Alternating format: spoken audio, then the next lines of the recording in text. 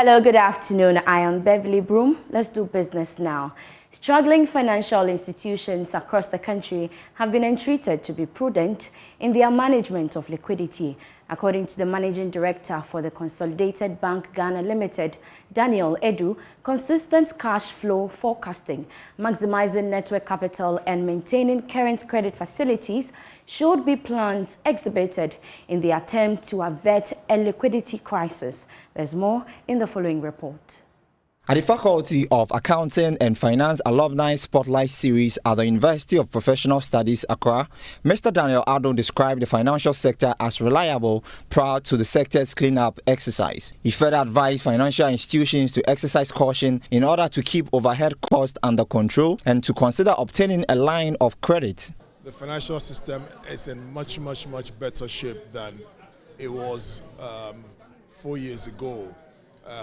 Capital adequacy within the financial system is very high. Non-performing loans have moderated, and so the solvency within the system is very good.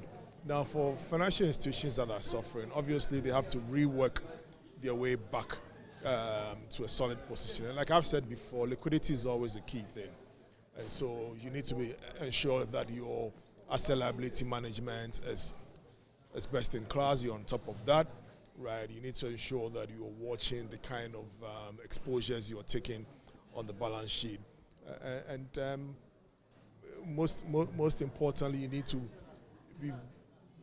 watch your governance, risk, and controls to ensure that you don't get caught in a situation where you have a liquidity crisis. In response to the increase in inflation and policy rate, he stated that the Bank of Ghana is apt in that decision and that things will be altered to save the financial sector.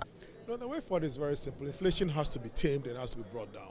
Inflation is a silent killer. It's the armed robber that comes without a gun.